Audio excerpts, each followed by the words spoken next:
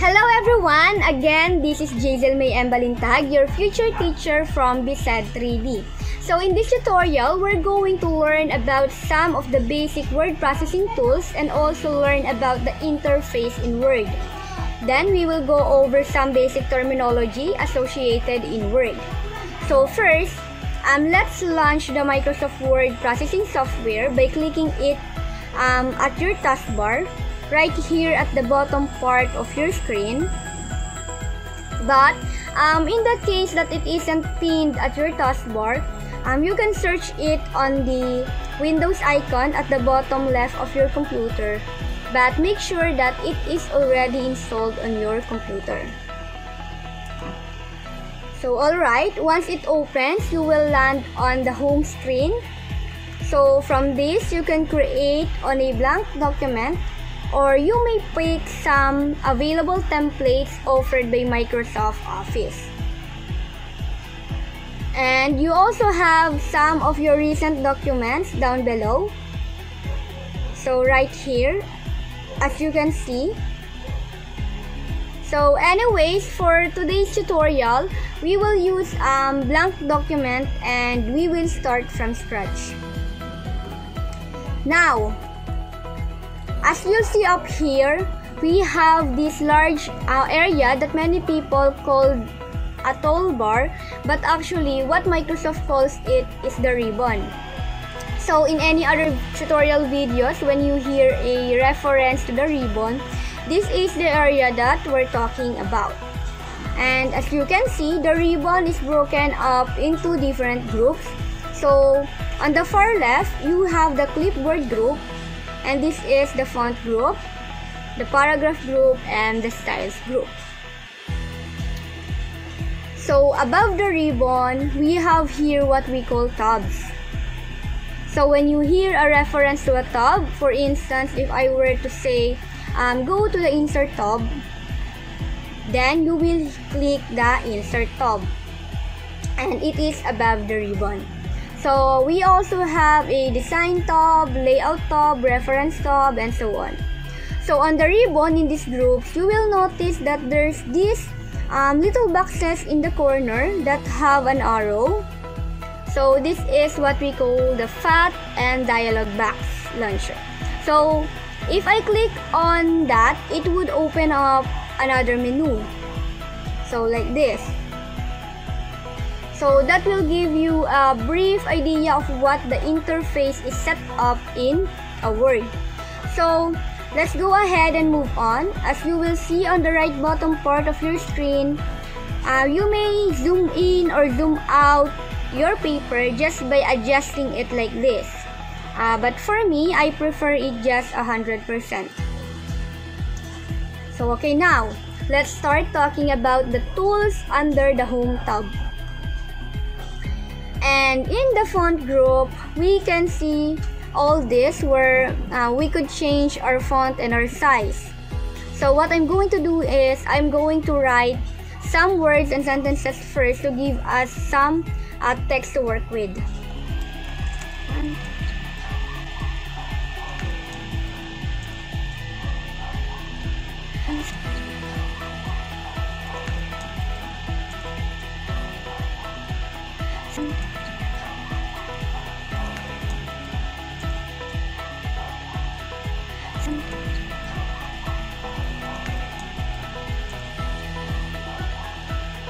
So now, some of the things I can do is I can select text by highlighting this whole area like this, or I can use a shortcut Ctrl A. If I hit Ctrl key and click A, it will select the entire document. So I can come up into the font group, and then I can simply select my text. And you can simply hover over the different text to see what they will look like. So, like this. So, did you see the difference? Right here. So, now we're just gonna go with the Calibri, which is a very basic text. So, right next to that, you will also see that we have the font size, and we can adjust that the same thing. So if we over this, you can see what this will look like. With the define and most of the time for the body of most documents, we're going to be using 11 or 12 font size. We can use larger font sizes if we are doing a header or a title or something else within the document 4, but most of the time we're using either an 11 or 12 font size. So now if we want to do some further formatting here, if for example I want to underline, bold and italic or say something, so I'm just going to highlight something, some text here. So I can go up into the font group and I can click on B for bold, I for italicize, and U for underline. So right there. So to undo any of these things, I can simply re-click that particular icon, or I can do Ctrl Z, which is a shortcut to undo something. Now I can also change the font color. So I'm going to go ahead and select a little bit of text here. So let's highlight our title. So let's say we will highlight our title. So again, we can make it bold, italic, and change its color. So right there. So you will see here, there's this red underneath it. So the default color set is black.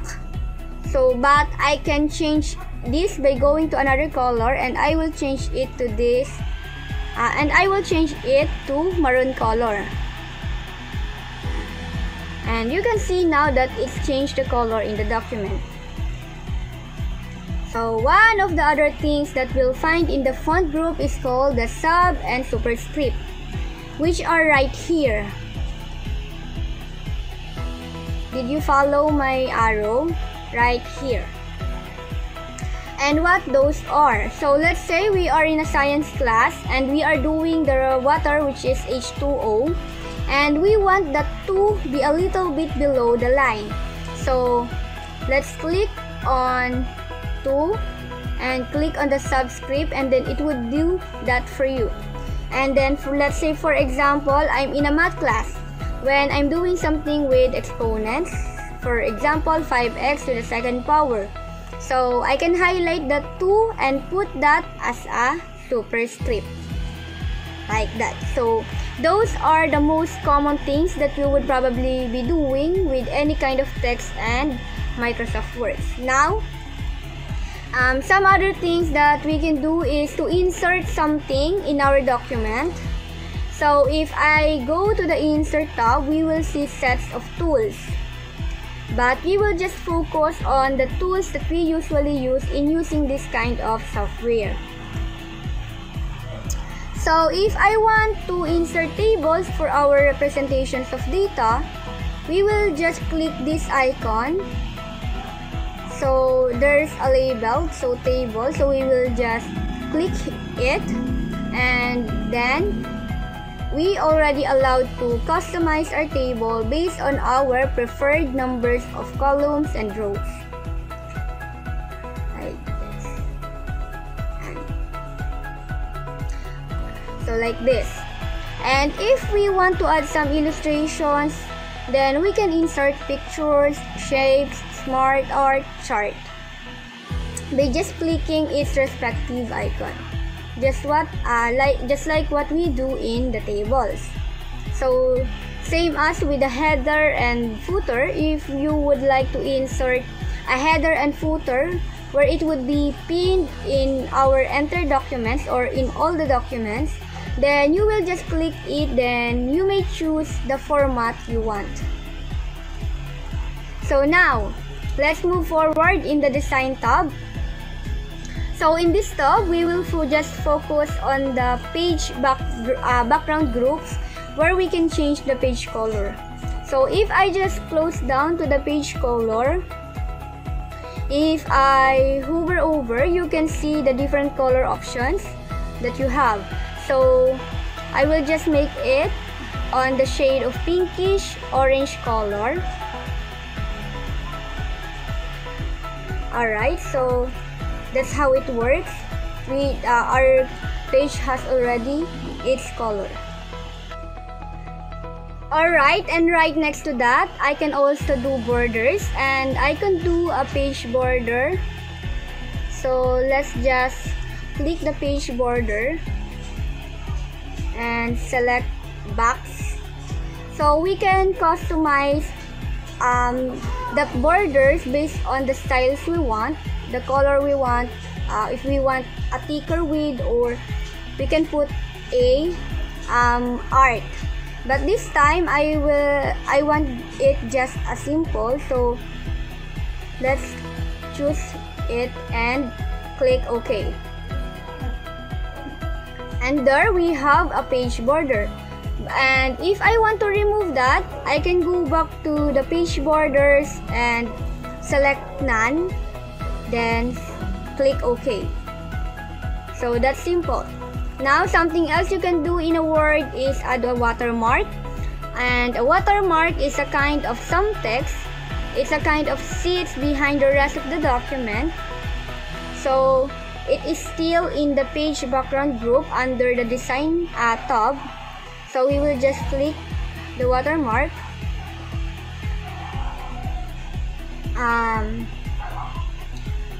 So here are some of the common ones. You might mark it do not copy so that someone knows it, or if it's copied, it will come up. So you can also do custom watermarks.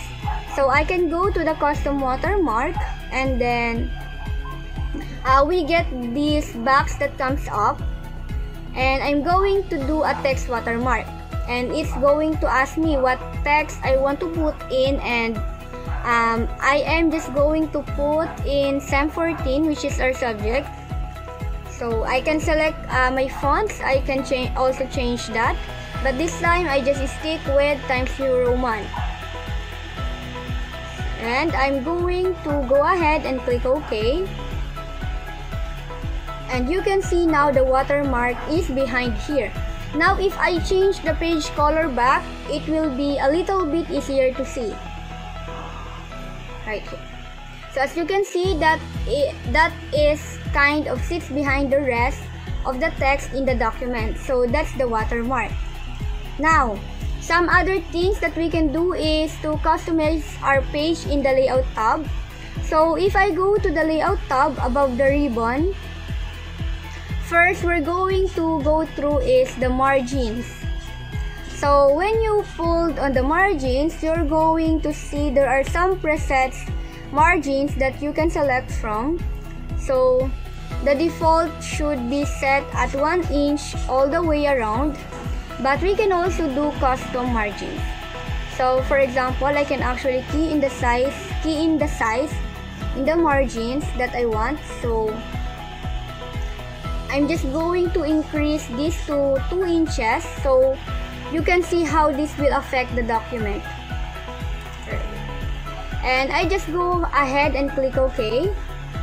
And you can see now there is much more white space around the text because I've made the margin so large. So alright, I'm just gonna go back and reset those to normal. And then they will just go back the way they were. Now, right next to that, you'll also see the orientation. This is the direction that the paper is going to print So in the default, it is in portrait, which means the document is taller than its wide. But it can be changed that to landscape, and then the document will become wider than its tall. So most of our applications we're using are in portrait, but there are times where we might be doing some other kind of document. We would want to do it in the landscape orientation. Now, one of the other things that you probably wouldn't want to be able to change pretty frequently, especially for research classes, you're going to want to double space. So I'm gonna go back to my home tab. And what I'm going to do, since I have some text already, I'm going to hit Control A to select all my text. And there's a couple different ways to change your line spacing. So the first one is I can come right here in the paragraph group and I can click down and I can select for double space. So let's undo this by hitting Control Z. So the second way is I can also do a shortcut Control 2, which will also double space the documents. So either way, you'll be able to double space your document pretty easily. So that's where you are going to want to do that. And then one of the other things you can do that most of you are probably familiar, but we just want to make sure, is how to cut, paste, and copy. And the easiest way to do this is by using the shortcuts. So if I select this text, and let's say I want to cut this, I'm gonna hit Control X to cut it. And I can put it somewhere else. So I'm just gonna click to the bottom of the document and hit Control V, as in victory for paste. So you can see now the text is in fact at the bottom there, at the bottom of the document. And I'm going to hit Control Z to undo the text, and then I'm going to hit the Control Z again to undo, kind of get where I started from. So now you can also select the text and then you can right click. So right click your mouse and do cut. And now let's say I want to make a copy of this. I can right click and I can copy it, or I can use my shortcut Control C. And I can come down to the bottom of my document and hit Control V, as in victory, to paste it. And I can copy the text and still up there at the top of the document. So there you have cut, copy, and paste. And finally, the last basic thing that we want to show you in Word is how to print and also to save. So if you're using Word 2016, you're going to have a file tab up here. But if you're using Microsoft Office 07, you're going to see an Office button in the upper left hand corner, and essentially that's the same thing. So I'm going to go to File. And I can go down to print. So as you can see, it gives me a print preview of what this is going to look like. And then I would simply just hit my print icon. So if I want to save, I can do a save, which will allow me to name my document. So let's name it tutorial blah blah. And I'll just hit save. So you'll also notice there are other formats you can save. And if I do a save as, I can actually come down here and I can save this in the old version of Microsoft Word, or I can create as a PDF. So there are other options that you will have. Go ahead and hit cancel there. So alright, that's the end of our tutorial for word processing. Again, those are some computers or some word processing basics that you might need for Word. Thank you so much for watching.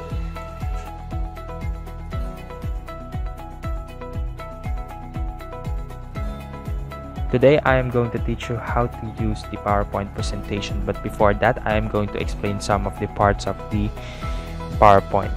So this right here are called the tabs, and each tab gives you a series of tools called the ribbons. So this home tab gives you font, paragraph, and drawing ribbons. So let's now start.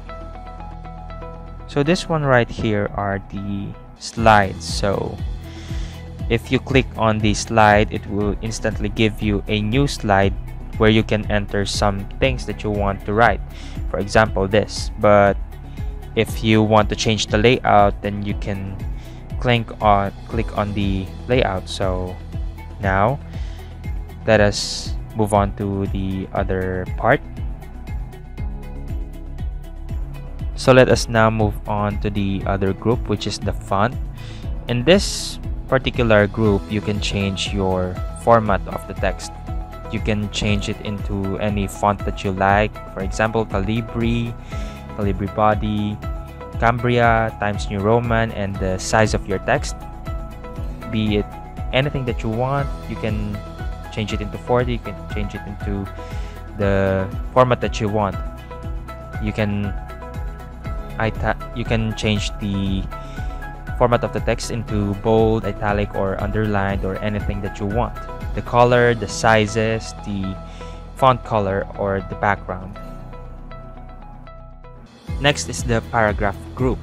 It is where you can change text alignment, indentation, and spacing in PowerPoint. You can also change the direction of the text, whether you like it horizontal or vertical, and you can also align texts, and other options are in this area. So next is the drawing group. So in this group, you can insert shapes and arrange them into anything that you want. You can also insert text in them, and you can also fill the shape with any color that you want. And now let us move into insert. So for the next tab, we have inserts. So in this particular tab, you can insert tables, pictures, and you can also search online pictures that you want to insert in your presentation. You can also insert some of the charts or any 3D models. You can also insert shapes and any icons that you want to show. So for example, I want to show an icon that is, for example, let's say this icon right here. You can also change its graphic styles or any, you can fill your shape with any color that you want, or pick an outline for this particular icon. And you can also insert charts or change something into a smart art. So for the other group, we also have the text group, where you can insert anything that you want, a text box. So if you want to write anything, you can put it there and then type anything that you are going to put as an information for the particular slide.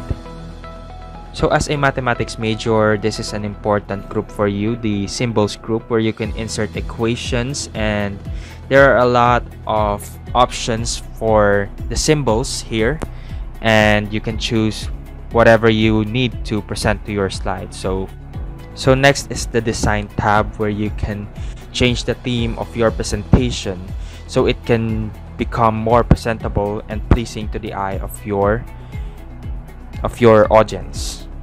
So next is the transition. So a slide transition is the visual effect that occurs when you move from one slide to the next during a presentation. You can control the speed, add sound, and customize the look of your transition effect. You can also preview it from this other side, the preview here. So you can see whether you are satisfied with your transition or not. So next are the animations. So animations are visual effects for the objects in your PowerPoint presentation. Animation brings objects like text, images, or charts on or off your slide. Microsoft calls this entrances and exits. An entrance is an animation that brings something onto the slide, and exit that brings something outside the slide. And as you can see, the numbers right here are the indications of your animations.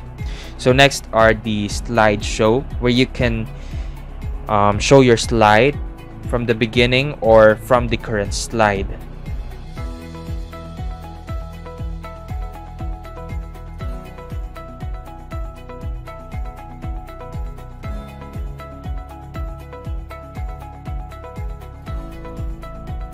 So next is the review tab, where you can check your spelling and insert comments on the presentation.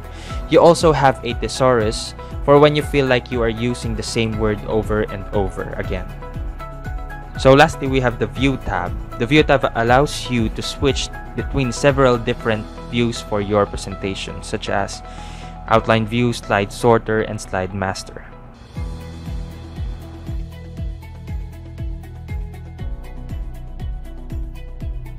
Hello everyone, I am Rachel May Artonga from BSED 3D, and now I'm going to educate you a little bit about Microsoft Excel and its parts and capabilities. What does Microsoft Excel mean? Microsoft Excel is a software program produced by Microsoft that allows users to organize, format, and calculate data with formulas using a spreadsheet system. It is also a commercial spreadsheet application that is produced and distributed by Microsoft for Microsoft Windows and Mac OS operating system. The spreadsheet applications such as MS Excel use a collection of cells arranged into rows and columns to organize and manipulate data. They can also display data as charts, histograms, and line graphs. Let me describe the function of all components of a standard Excel sheet so that we may learn more about Microsoft Excel. This part of the Excel screen is called the ribbon. It is the strip of buttons and icons located above the work area. It has a number of tabs such as Home, Insert, Page Layout, and etc. Below the ribbon, we have the workspace area. As you can see, Excel sheets are composed of multiple cells and contain many rows and columns. The letters from A to Z are used in order to make the various columns. An Excel sheet contains 16,384 columns. We have a very similar thing with rows. Every row is identified by a number. There are 1,048,576 rows. We can add as many sheets as we'd like by using the Insert Worksheet button. What if we want to delete the sheet? If that's the case, we can click on it with the right mouse button and select Delete Sheet. This is the name box, and here is the formula bar. The name box shows the name of the active cell where we're at. The formula bar allows us to edit or enter information, number, text, formulas within a given cell. It allows us to visualize the formulas to the content of the cell. It is also useful when we start typing Excel functions too. Once you start typing, it displays suggestions of functions that we might be looking for. Keep watching to the very end. Thank you very much.